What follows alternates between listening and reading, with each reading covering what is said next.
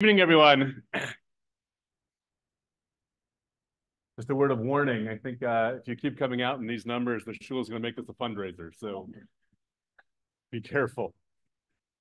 I know it's wonderful to be here. And really, I'm touched to see so many of you out on a Tuesday night. So we started our series last week, and we said that last week's goal was really to set the stage, paint a canvas, if you will, that our next three series will really be drawn upon. And so this rather convoluted looking slide, for those of you who were here last week, should make some sense at this point. But we basically told the story of what is happening in the Russian Empire over the course of the 19th century. I was just told that this story helps not only to explain the Mussar movement, Haskalah, and Zionism, but also a Tucker Carlson interview.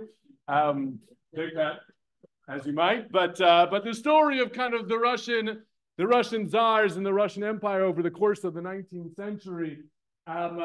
We talked about a tremendous population growth within the Jewish population of Russia, which starts at the end of the 18th century at zero, but very quickly, by the turn of the 18th century, already numbers 900,000. We said not because Jews moved to Russia, but because Russia moves to its Jews.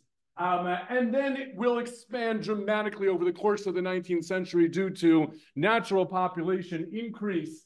But this newfound population of Jews within Tsarist Russia presents all sorts of challenges for the Russian government. First of all, we noted that Jews are not only seen as different than Russians, they're also branded as part of not only the Jewish problem, but a Polish problem, a problem which will plague Russia for the entirety of the 19th century. And so as each successive czar or czarina takes their place at the helm of the Russian Empire, each one will be, on the one hand, motivated by a fear of uprising, a fear of revolution, one that starts already at the beginning under Catherine the Great, of fear, seeing what happened in the United States and in France, but will be more acutely felt by a constant uprising by the Polish nobility and sometimes by the Russians themselves. It's a constant state of flux, and therefore a constant sense by the czars that they have to tighten their grip and their control over what is happening within their lands. So that need for control and that fear of revolution then gets coupled with a desire to bring this population to some degree and integrate them with the larger Russian population, a program that was known as Russification, a way of making both the Poles and Jews, again, who they saw as a subcategory of the Poles, into and part and parcel of Russian culture. It was an extremely difficult undertaking and one that actually ultimately fails. But that reaches its zenith, that attempt to bring Jews into the fold of Russian society will really reach an apex here under the reign of Tsar Nicholas, with a series of restrictions that are placed on Jews and Jewish life, with the Cantonist decrees, which begin increasing the number of conscripts into the Russian army, that begin now taking Jewish boys at the age of 12 for several years of training before they spend 25 years in the Russian army, all an attempt to take the Judaism out of Jews, and again, largely successful for those who were unfortunately drafted into the Russian army.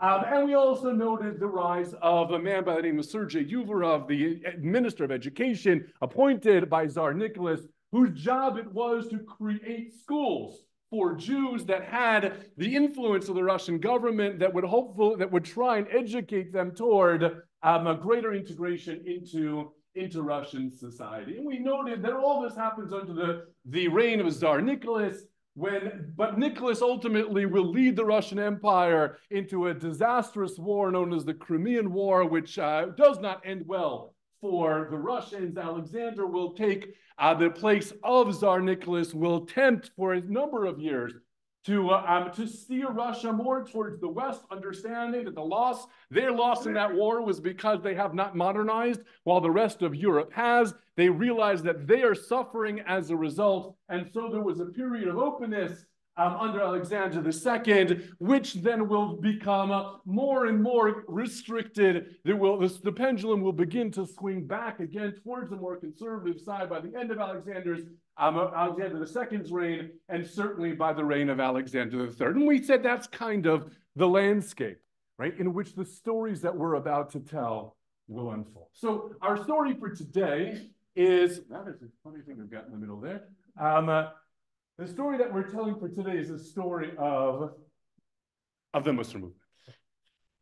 And on the one hand, that would actually seem kind of a funny story to tell in the middle of the 19th century, because those familiar with the study of Mussar know that the great works of Mussar long predate the 19th century and actually aren't written or born out of the Russian Empire really at all.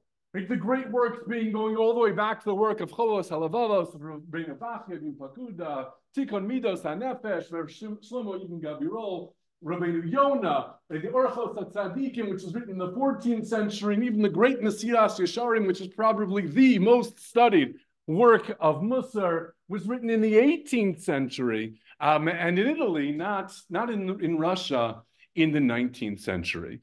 Now, before we go on, it's important to define our terms. When we say Mussar, what do we mean? Well, it's often translated as Jewish ethics.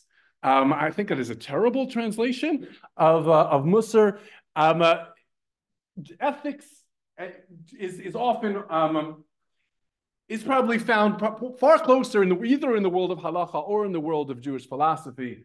When we say Mussar, we're probably talking much more of the genre. I think closest to it would be the genre of self-improvement, right? Self-help, self-improvement. That's what we mean by works of Mussar. How do I become a better me? And so the great works of Mussar were written long before the 19th century. So why do we talk about a Mussar movement in the 19th century? Largely because of this man. Rabbi Yisrael Lipkin, born in what was then Lithuania, what was known as Lithuania, but was then in the Russian Empire, is an incredible Torah scholar who will bring the study of Torah, of this type of Torah, of Mussar, back to the Jewish community, or perhaps to the Jewish community en masse for the very first time. Now, before we go any further, the picture in front of you is blank. And that is because for the good part of more than a century, it was well known, both in academic circles and in yeshiva circles, that there was no extant picture of Rav Yisrael Salanter, Rav Yisrael Lipkin, until a few years ago. A picture emerged that has been published in numerous places since then, over the last, I'd say, 10 to 20 years. There's this one, and then there's another one of a younger version, right? Clearly of the same person. Perhaps even more fascinatingly, is maybe about 10 years ago, a very different picture was published under the name Rabbi Yisrael Salanter. Those don't look like the same person, do they? No. And the truth of the matter is that this picture may indeed resemble Rav Yisrael Salanter, but it's not. It's his son, Rav Yitzchak Lipkin. And this is a man by the name of Rabbi Jacob Schachter, who was born in Romania, had a successful career as a rabbi in England. Dr. Schneider-Lyman wrote a piece on this only about a year ago. If you want to see it in detail, check it out. He does a good job of showing rather convincingly that none of the three men on the screen are of Yisrael Salanter. We do not have any surviving portrait, either photograph or painting of Yisrael Salanter, so we kind of have to do things the old way. And that is describe to you the best we can what it is that he looked like. And so this too was from Schneider-Lyman's piece. in which he writes, all who encountered him when walking in the streets, whether Jew or Gentile, greeted him courteously. Even in the most crowded street of Berlin, it was rare that a passerby would not stop to behold the great thinker who used to wander about while engrossed deep in thought. All were impressed by his stately figure, his especially handsome beard, and his particularly characterful head. With his unusually wide forehead, his red-white face, his blue eyes with his sharp yet good-natured look, this despite the fact that he never wore official rabbinic garb, but rather a simple lay dress with an ordinary hat in his head, not particularly elegant, but always clean and tidy. How sad that no photograph of him exists. It was simply impossible to get him to agree to sit for a painting or a photograph. So paint the picture in your mind's eye. Right? This is Rabbi Yisrael Lipkin, known as Rabbi Yisrael Salanter. And so our story then today begins with his story. Switch this back. And his story begins in this small town, and again, what used to be Lithuania when it was the Polish-Lithuanian Commonwealth.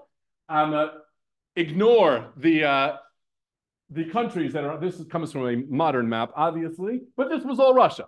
At the time of his, that he was born, 1809, some have it listed 1810, but it was November 1809. I'm in a small town called Zagare in northern Lithuania.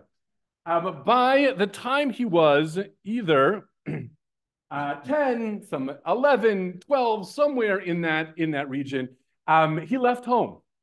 He left home to study in the town of Salanter. Now, this was not uncommon for bright young men, boys who showed real promise as a budding Talmid Chacham. Right? They would be sent to go study with in a yeshiva, or at this time more often in the city of a particular Torah personality. We mentioned this in our last lecture series, but we haven't delved too far into it. But the whole idea of yeshiva as we know it is still a very new concept in 1820. And it really comes on the scene in 1803 with the founding of the Eitz Chaim Yeshiva in Volozhin. But the notion that there was an institution that had faculty, that actually supported its students, that had curriculum, it was a very, very new idea, certainly in Eastern Europe. And what Yisrael Lipkin's parents did was kind of the old-fashioned way, is you would send the boy to learn with a Torah personality, which means you would go to Salat, he would be supported by the town. They would call it eating tug, right? They would eat a different day at a different person's house, sleep often at a different person's house, and you would study with the Rav of the town. And so that is, in fact, what the young Yisrael Lipkin did. The fact that he went away in 12, by the way, note that even on a map, it seems not all too far. Right? This is in the days way before mass transportation. Right? So you're sending your 11-year-old or your 10-year-old away. You're not seeing him. Right? Again, he'll come home maybe for Pesach. Right? Maybe for the Yom Noraim. But outside of that, they're on their own. Right? And keep this in mind, because this will be part of the next story we tell next week. But here is Yisrael Salanter in Salant. So he comes to study with Tzvi Hirsch-Broid, who was the Rav of the town, and a well-known Talmid Chacham at the time. And Yisrael Lipkin was known as an Eloi. He was a very promising young Torah scholar. While he is in Salant, he comes under the influence of another member of the community in Salant, a man by the name of Yosef Zundel of Salant. Rav Yosef Zundel of Salant was a student of Reb Chaim of Volozhin. But it is Rav Yosef Zundel of Salant who is the first one to introduce and impress upon the young Yisrael Salanter the importance of Mussar study. So what we might say is that it is Tzvi Hirsch-Broid who is responsible for Yisrael Salanter's initial fame, because he will initially become known as a great Torah scholar, as a great Talmudist, as a great Lamdan, as somebody who could really learn Gemara, Rishonim, right, like few people could. And by the way, that's a reputation that will stay with him throughout his lifetime. We have a great record of him description of him walking into the Beis Medrash of the Gra in Vilna as an old man. and the way in which the entire base measure stopped, right? And he was coming to actually see the manuscripts, to learn straight from the handwriting of the Vilna Gaon. He was known until his death as a tremendous Talmud Chacham. But it is actually the influence of Yosef Zundel of Salant and his introduction of the young Yisrael Salanter to the world of Mussar, and he's impressing upon him the importance of its study that I think will account for his lasting fame, for his legacy down until today. So he is there, he arrives at 1820. We don't know too much more about what happened during those subsequent years. We know that he marries there. He marries the daughter of one of the prominent members of the community. He has a number of children. But what we know for sure is that in 1840, he is coming to Vilna. Now, Vilna is very different than either Salant or Zagare. Right? Vilna is the aim, right? Yirve aim Yisrael. It was known as the Yerushalayim Dalita, the Jerusalem of Lithuania. It was the largest city in the entire area. And by our best estimates, it was about 40% Jewish. So it was a tremendous Jewish community. It was a tremendous city. And Yisrael Lipkin comes there as the Rosh Yeshiva of a place known as Reb Milas's Yeshiva. Sometimes we'll see it spelled as one word, Reb Milas's Yeshiva. And that is because the yeshiva was located in a property owned by somebody by the name of Reb Milas. So it became known as Reb Milas's Yeshiva. But it was a very prominent position. He doesn't last there very long. There seem to have been politics that got the best of him and the position. Yes, there were politics even in Vilna in the 1840s. And so he leaves rather soon after to found his own yeshiva in Zarzecho, which is today is a neighborhood of Vilna. Then it was considered almost a suburb right outside of Vilna. He goes there and he starts his own yeshiva. Again, we're somewhere in the mid-1840s at this point. And it's at that point, somewhere around 1840, 1845, that we have record of Rabbi Yisrael Salanter beginning to give public drushos that were focused on Mussar.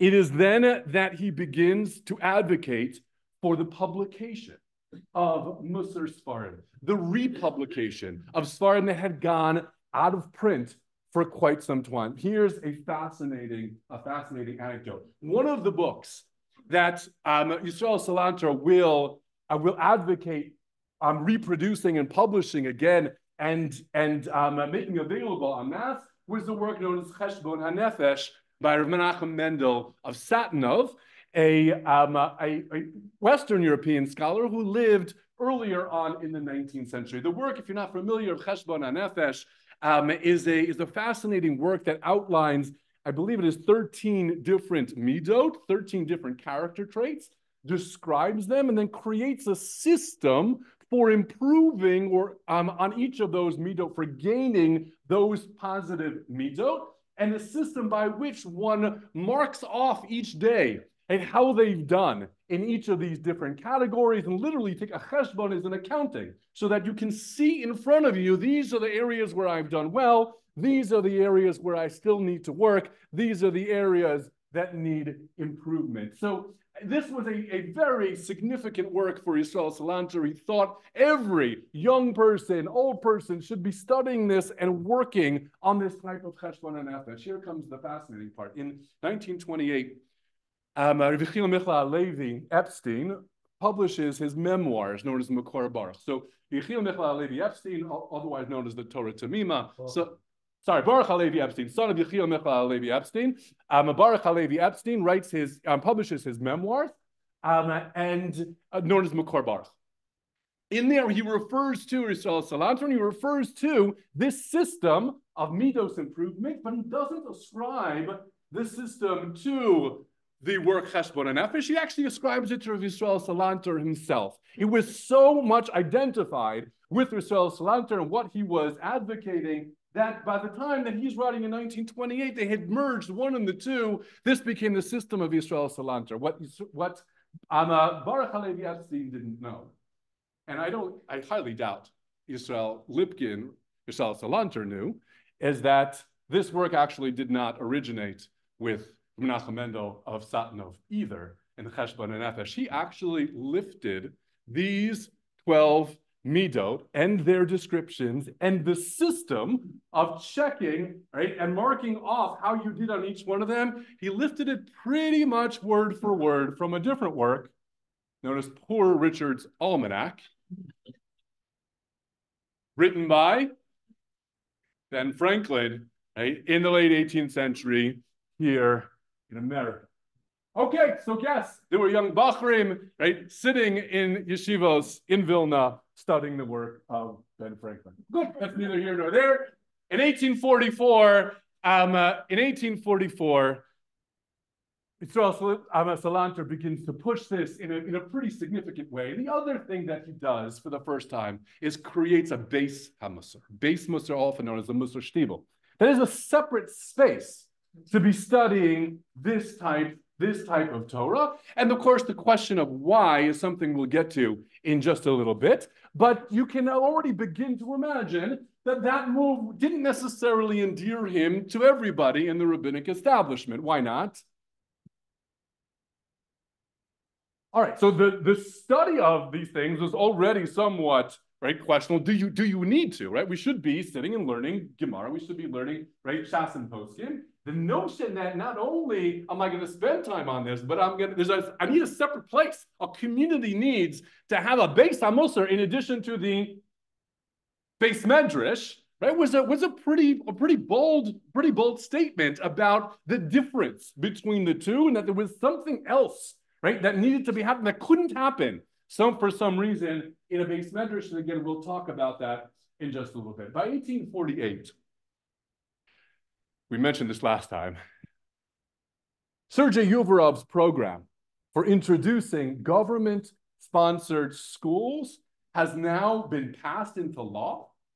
And the centerpiece of the system of new schools was going to be 2 new rabbinic seminaries that were intended to create teachers who would then teach in these state-sponsored Jewish schools. And so you needed young men who were going to come and study things like Talmud, but also study things like Hebrew language, Russian, and a number of other subjects that would qualify you as a rabbinic, as a state-sponsored rabbi.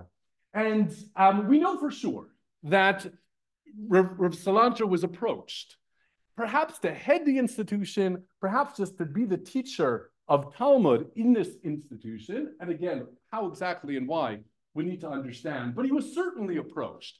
Not just approached, but told that he should and that he ought to take this particular position. What happens next is a matter of debate. What we know for sure is that he leaves. He leaves Vilna almost very soon after having been presented with this opportunity. He obviously does not take it. He leaves, he goes to Kovna. Now, one version of the story is that he leaves under pressure. He leaves in the dark of night. He slips out of town because he's trying to avoid the authorities. They are going to force him to take this position. He does not want the position, and therefore he makes his escape, right, for Kovna. The problem with that narrative is that the Russian Tsars were pretty powerful people, and it was the same Russian Tsar in Vilna as in Kovna, right? These were state-sponsored, meaning sponsored by the Tsars, right? That Sergei Yuvarov worked for Tsar Nicholas. This was not a local, right, a local municipality that was after him. It was the Tsar who was after him. And so the likelihood that an escape to Kovna would have meant that you were no longer under the grip, right, of the Tsar doesn't sound all that right. It could be, and there could be pieces of this that we don't yet know. Others have suggested that actually Yisrael Salanter wanted more control. That is, if he was going to take it, he either wanted to head it, he wanted to be able to dictate more about what would be taught and wouldn't be taught. And when that wasn't on the table, he decided to leave. Either way we have it, he leaves. And he goes to Kovna in 1848. He first serves as the Maggid of Kovna. This too is an important point. Often today in our communities, we hear the word Maggid, right? And what do we think of? Okay, storytellers, right? Storytellers. There's a reason for that, and that does come from a Hasidic tradition that we have of Magidim who were storytellers. In Lithuania, a Magid was not a storyteller, right? Sorry? No, he was not a Magid Shir either. The full title was Magid Meisharim, right? The Magid was the public intellectual, right? A rabbi at this time, a rabbi of a community spoke twice a year. Good job, huh? Twice a year when? Shabbos HaGadol and Shabbos Shuvah. Okay? They did not speak on a weekly basis. That was the job of the Magid. Now, bigger communities had you were on the communal payroll as the Magid. Your job was on Shabbos afternoon, usually to give a public drasha. If you were a smaller community, you couldn't afford to have your own Magid. And so there were people who were itinerant, who would go town to town, and they would clap on the bima at the end of davening in the morning. They would say, such and such a Magid is here. He's going to be giving a drasha, right? This afternoon, everybody should come. In Lita, the position of Magid Meisharim was an official position. You had a seat on the Beis Din of the city. Right? That gives you a sense of who these people were. Right? The Malbim. The Malbim applies for the job of Magid of Vilna. He doesn't get it. Right? These were very serious Talmidei Chachamim who would fill this position of Magid. And it was, again, an outward-facing public position. So he serves as the Magid of Kovna first. And by 1851, he's teaching in an institution known as the Nevoiser Klois. A Klois was a smaller than a yeshiva. And this one in particular was known to be rather exclusive. It was a place that was really attracting some of the best and brightest young minds. And in fact, some of Rav Yisrael Salanter's greatest students will be his students here in Kovna. By 1857, Rav Yisrael Salanter leaves Eastern Europe. He goes to Germany, Prussia. He has a position in a town called Memel. He really doesn't come back. He will come back for short spurts of time later on in life. He will actually be influential in creating another institution in Kovna known as the Kol Prushim in Kovna, but he will spend the rest of his time in Western Europe. In Germany, spend some time in Paris. But that's it. That's really it for his sojourn in Eastern Europe. So, why does Yisrael Salanter, in the middle of the 19th century, take these steps to bring Mussar to the fore of the attention of Eastern European Jewry? Why now, why here is it so important that people start working on their midot, on their character, so important that people work in this field of self-improvement? Well, the story that you will generally find, we call it the historiography, right? Of the Mussar movement, right, will generally tell the story that you see here in the work of Rabbi Perl, which we know Perl is writing generally for a religious audience, but it actually is the same claim that is made in what is considered to be the best academic work that has been written on the life and work of Yisrael Salanter, work by Emmanuel. Yes, and it goes like this. It's here, the second paragraph. Due to the pressures of persecution by the Tsarist regime and the secularization of large sections of European Jewry by the Haskalah, the Enlightenment movement, weaknesses begin to appear in the ethical foundations of Lithuanian Jewry. Fortunately, in 1810, a phenomenal prodigy was born who would counter this negative development with outstanding creativity, perseverance, and spiritual strength. Why does it appear now? Because of Haskalah, enlightenment. In other words, the story goes something like this, right? By the late 18th century, we have the prominence of a Jewish philosopher by the name of Moses Mendelssohn, who's writing in Berlin. 1783, he publishes his best-known philosophical work called Jerusalem, as well as his commentary on the Chumash known as the Biur. Around Moses Mendelssohn begins to form a small but very influential group of enlightened Jewish philosophers, right, who begin to talk a very different language than Jews had spoken up until that world, trying to incorporate much of the learning of the European Enlightenment, which was now coming to a close, right, into the writings and thinking of the Jewish world. And the story we told, I think, 2 years ago was the way in which this will begin to have an effect on the way in which Judaism is practiced in Western Europe, beginning with what we refer to as aesthetic reforms. That is, shuls that would begin to open with changes that were aesthetic. They were buildings that were much nicer. They were rabbis dressed in the canonical garb of Protestant ministers. There were choirs. There was a decorum that was unheard of, honestly, in Jewish shuls up until that point. Changes that were largely aesthetic. By the time we get to 1818, we've entered a new period, a period that we often refer to as religious reform, where shuls now and the people behind them are beginning to advocate for actual changes in the way in which Judaism is practiced, most notably changes to the liturgy, either cutting out pieces, any references to a return to Zion, taking certain parts of the siddur and saying it in German, or introducing an organ into the shul that would be played by a non-Jew, but nonetheless would introduce organ music into the Jewish service. This is happening in 1818. That really starts the ball rolling for what we know today as the Reform movement. It also sets an opposite reaction rolling that we talked about as well primarily in Austro-Hungary,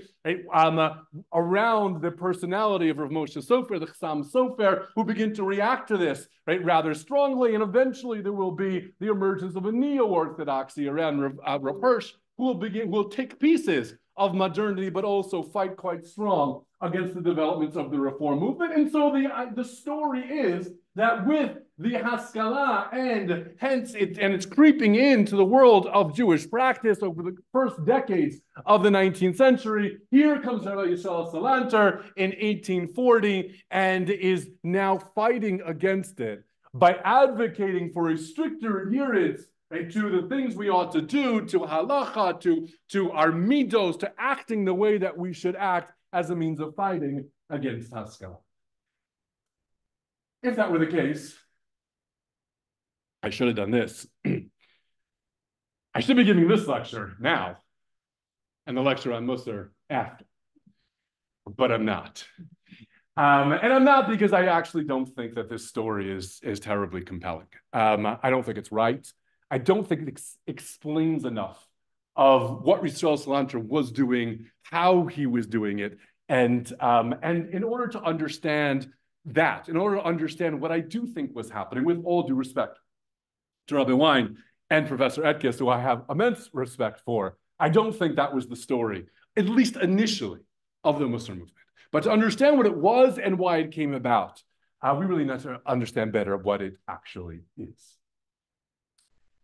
If there is one central problem that animates the literature of the early Mussar movement, and particularly the teachings of Yisrael Salanter, it is this question. How do we get ourselves to do that which we know we ought to do?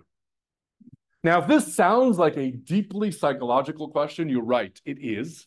Rabbi Yisrael Salanter had incredible insight into the human psyche and was well ahead of his time. Right? We'll predict a number of different insights that modern psychology will only come to a few decades later. But this question was the central question that he was struggling with. How do we get ourselves to do that which we ought to do? Meaning, we all have what he calls the seichel. That's the seat of our intellect. Right? There are things we know we're supposed to do, and we would love it if there was a straight line from what we know we ought to do to the way in which we actually behave. But that isn't our reality. It's not human nature. Instead, it looks something like this. We have something called a nefesh, which acts as that almost intermediary between the seat of our intellect and our actual behavior. And in the nefesh are our midot, the habits, the ways in which we conduct ourselves. And they take different forms. There are positive midot that we have, positive ways of acting. And so when our intellect tells us to do something, and that something is in line with the midot that we have, well, it happens. We do it. The problem, though, is that sometimes what our mind tells us to do, what we know we ought to do, it actually runs into a series of midot that we have, which are not conducive to proper behavior. And that's how he understands what the Yetzer Hara is. We often think of the Yetzer Hara, the evil inclination, as a tempter of sorts, as something that has to do with deep desires, right? And sometimes it does. And sometimes that is what will get in the way, is that we have desires to do something else. And therefore, despite the fact that we know we should do something, we should do one thing, our desires get in the way and they lead us to do something else, or they prevent us from doing what we ought to do. That is the more traditional way, right, of thinking about the Yetzer Hara. And that is true for Yisrael Salanter, but there's another element to it. It doesn't necessarily need to be some sort of deep desire, but it could be just the way that we're wired. It could be the way we've grown up. It could be the influences that we've had on ourselves that have developed certain habits and ways of behaving, even though I don't feel any pull necessarily in a certain way. I'm going to act that way because I've been conditioned to do so. So somebody, right, who is bad-tempered, right, somebody who gets angry quite often, it may know that that's not necessarily a good thing to do, but yet they may do it. They may do it because their parents got angry all the time, and that was what was modeled for them. They may do it because it's just in their nature to get excited, rather quickly. And what happens sometimes is that either I couldn't control myself, and therefore my anger blew up and got the best of me. But often what the Yetzer Hara does is it will counter the arguments of the Seichel. It will tell me and justify to me why in this case it was okay, or that wasn't really anger, right? Or perhaps even go further and say, well, that's actually halachically permissible to get angry in this particular situation for the following reasons. All of that, says Salanter, is the work of the Yetzer Hara. So what do we do with it? And full disclaimer, you cannot open any particular work. We don't have very much written from Yisrael Salanter. His student, Yitzchak Blazer, writes most of it down. But you can't open any of those pages and see it laid out this way. I'm simplifying and systematizing, but I think it gets to the essence of what Yisrael Salanter was arguing. There are two basic approaches that he writes about. Right? One he refers to as tikkun hamidus. So one way to counter this is actually to change your inclinations, is to change your habits. Right? Whatever it is that was pushing you in this way, well, fix it so that I am no longer bad-tempered, I am now good-tempered. Right? And if that is the case, then the Yetzer Hara won't be pushing back, right, against those types of urges, and what I know I will do will actually result in what I do. The other possibility looks like this. Kikol refers to as kibush hayetzer, meaning one possibility is that I'm no longer bad-tempered, I'm now good-tempered. I've changed my midos. The other possibility is my midos, my nature hasn't changed, but I can fight it and overcome it, right? I can conquer it. I can get over whatever it is that's pushing me in the other direction. So my nature doesn't change, right? But I'm able to fight through this in order to get to the proper conduct nonetheless. So how is this done? Tikkun HaMidos begins with Cheshbon HaNefesh, meaning if I want to fix the particular nature that I have, change the way in which I am wired, I first need to know, how am I wired? I first need to come face to face with the things I'm not doing well. Hence, Rabbi Yisrael Salanter's advocating of Menachem Mendel Satanov's work of Cheshbon HaNefesh. It's a system where I'm tracking day by day. Here's what I'm doing well, and here's what I'm not doing well. Right? It allows me to look at it and say, I do have a bad temper. Who knew? Right? That's where it starts. You need to understand yourself deeply in order for this to work. The next thing you need to do is something you would often refer to as chachmas ha'olam. Now, don't be tricked here. Chachmas ha'olam does not mean secular studies. Right? Chachmas ha'olam literally translated means a wisdom of the world. And when Salanter refers to chachmas ha'olam, what he's referring to is practical, real-world scenarios. You need to understand, he often refers to it as being ro'as hanolad. You need to know what's coming. You need to know and be able to predict that in this kind of situation, I have a tendency for my temper to flare. And therefore, I'm going to do one of two things. Either I'm going to work hard to avoid that kind of situation, or I'm going to work on some other thing I can do in that situation so that my temper doesn't get the best of me. And even better, I'm going to practice that. I might even intentionally create such a situation so that I can practice my response to it. Chachmas ha'olam. Predicting real-world scenarios, right? And either intellectually going through how I might respond or actually responding to those situations. He does, not surprisingly, say that this is better done by young people, right? Why? They're a little more malleable, right? They're a little less fixed in their way, right? Tikkun amidos is something that's generally more effective when you're young. What is different? How do I conquer my Yetzer? It begins with year. If you read the work of Yisrael Salanter and his students, the notion of yira fills the pages. Now, yira means fear, right? And I think we often like to translate yira as awe, right? And those are two different yiras. Aromamos, right? Yiras onesh. We have two different ideas that use the same word in our Masorah. Rabbi Yisrael Salanter was referring to fear, okay? Not awe. Right? Not being inspired, he was talking about fear. You want to overcome that desire or that whatever it is that's pushing you in the other direction.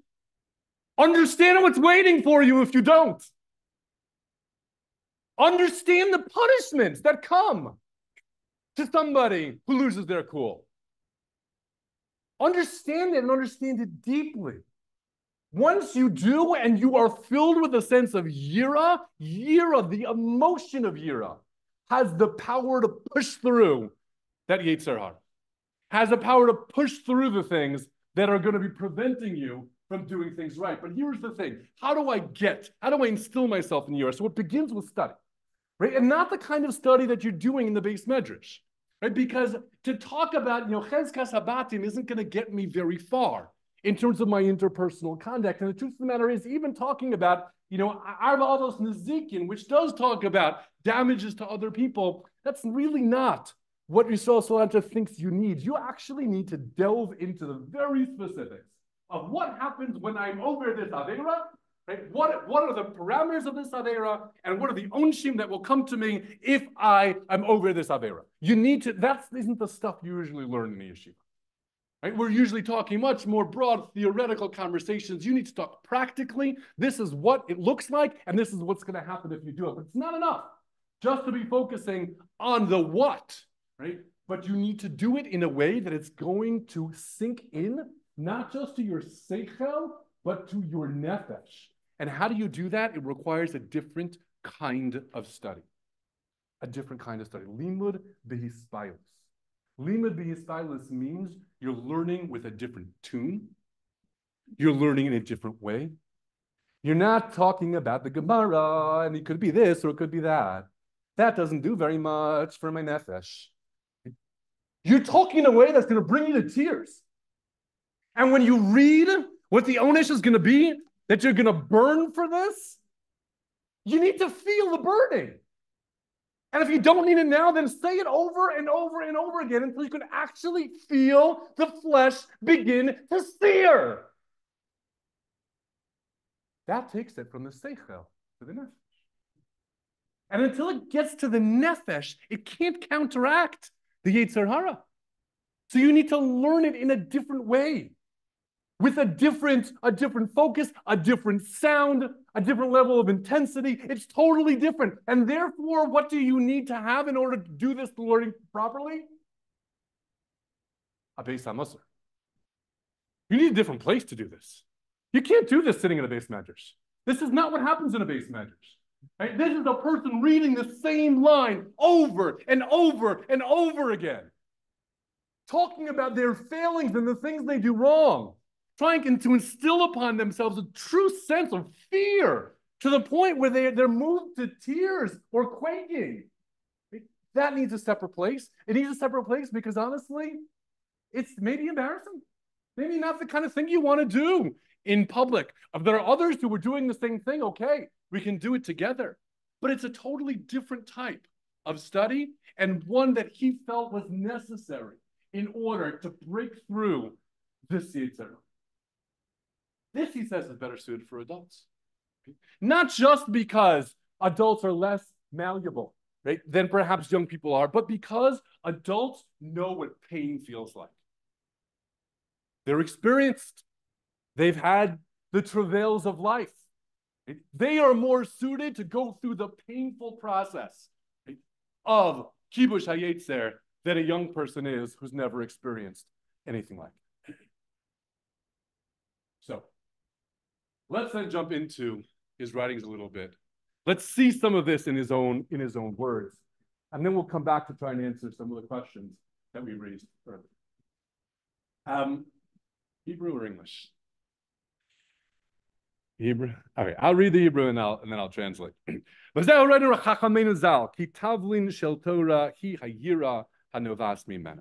Gemara famously says that God created the Yetzer Hara. God created our evil inclination, and He created Torah Tavlin. He created Torah as the antidote for the Yetzer Hara. What does that mean, says Yisrael Salanter? It's the Yira Hanovas Mimena. It's the fear that emerges from the study of Torah. That is the antidote to the Yetzer Hara. That's the pasuk that he proves it from. Right? Okay, actually, I skipped some in the English there. Im yasim ha'adam libo v'nafsho el yiras haTorah.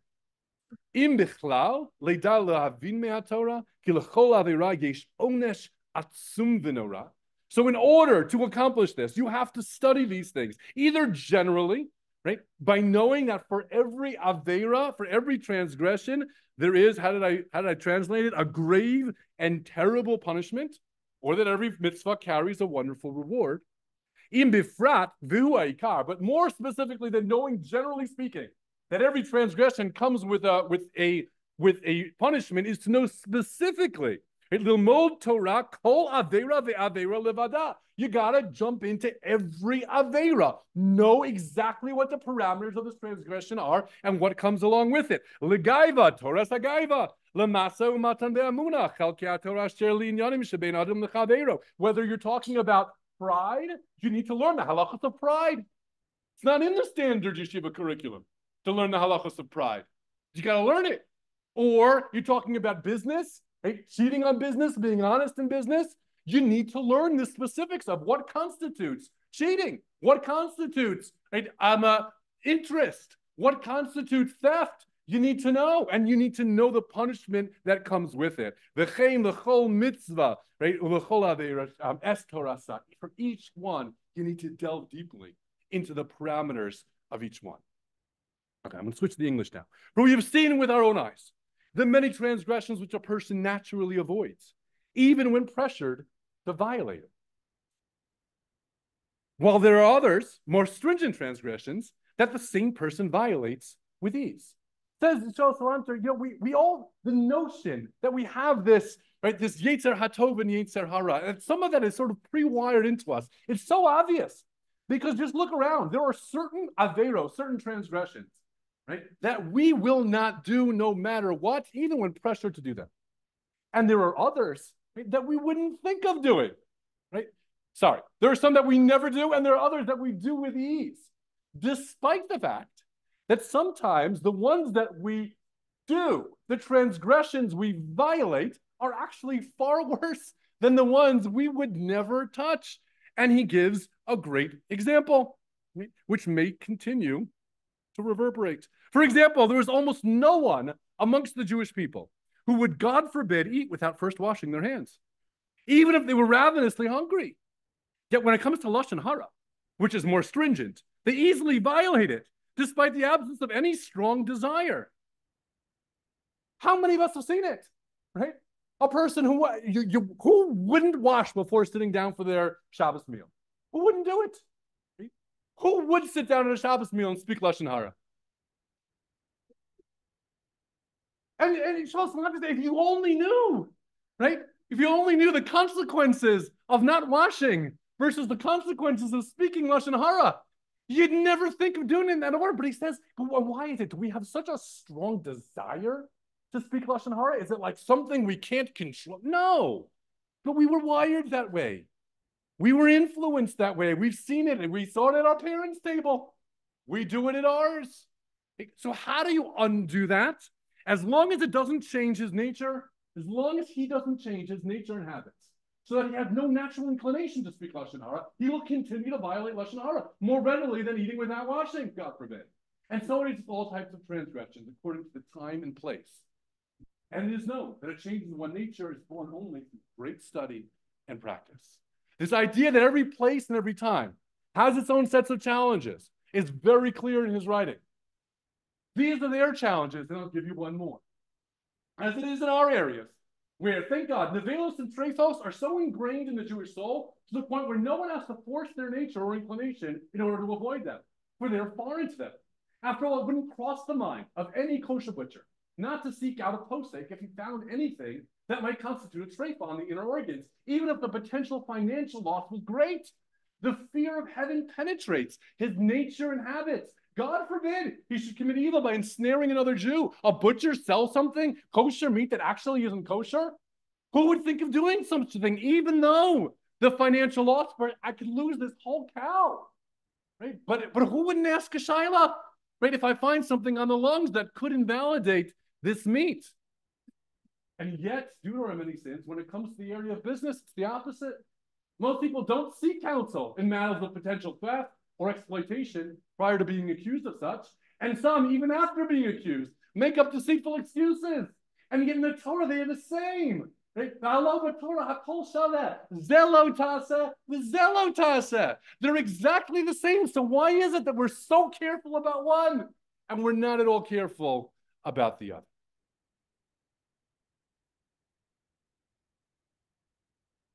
So let me return then to the questions that we started with. Why does Rabbi Yisrael Salanter come on the scene here in the middle of the 19th century? Did you note the examples that he just gave? Saul Salanter talks quite a bit about the challenges of his generation. And nowhere in his writing are the challenges of his generation Jews bringing organs into synagogues.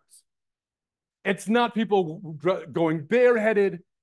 It's not people who are being lax in kosher, people who are trying to make changes to the shul. None of that appears anywhere in his writing. What is he responding to? Listen to his words. We live in a place, he says, where nobody would think of eating without washing. We live in a place where nobody would think of not going to ask a posek about trefos, nevelos and trefos. But there are other things that we simply can't seem to wrap our head around. We simply can't seem to do. He is not responding to this. That weren't their issues. That's not what was happening in Western Europe. That's not what Rav Moshe Sofer, the Chassam Sofer, was fighting at. That was a very different fight, a very different set of people. My suggestion is as follows: that what Rav Yisrael Salanter was fighting against was not the rise of the Chassidus, which happened in the late 18th century into the 19th century, but that there comes on its heels another movement, the Yeshiva movement. And what do we have as a result of the Yeshiva movement? We have more people who are studying Torah than ever before. The Seichel has been enriched in ways that Jewish history has not seen for centuries. And it's not just those who are actually learning in the yeshivos, but there's a trickle-down effect, right, to shuls, to communities. Talmud Torah is at an all-time high. And here comes Rabbi Yisrael Salanter, and he looks at those who are now learned. They know they're not Amaratzim. And he wonders, why aren't they doing what the Torah says to do? And it comes coupled, right, with this rise of the population and this squeezing, right, of the Jewish community. With these sets of decrees, you have a people who are impoverished. You have a society that is under tension. So you have a natural inclination towards things like cutting some corners in business, finding a place to make an extra penny, talking about those people, right, who you think are doing no good. The society is under pressure right now. The combination of this plus an educated society makes Rabbi Yisrael Salanter look around and says, how do we get people to do the things that they ought to do, that they know they ought to do? To me, that is the most convincing story of why the Mussar movement emerges at this moment in history. Now, what happens as a result? The Mussar movement is largely unsuccessful. It doesn't start any great movement amongst the Jewish people, and you might imagine why. It's not terribly popular to go into a base Mussar and really rake yourself over the coals for all the things that you do wrong. Right? It didn't have sort of the mass appeal, right, that some other things did. But Yisrael Salanter's ultimate legacy comes through the Talmidim that he had, multiple outstanding Talmidim, and most notably those who will go on to positions of heads of institutions where they will begin to insert Mussar into the regular program of study in their yeshivas.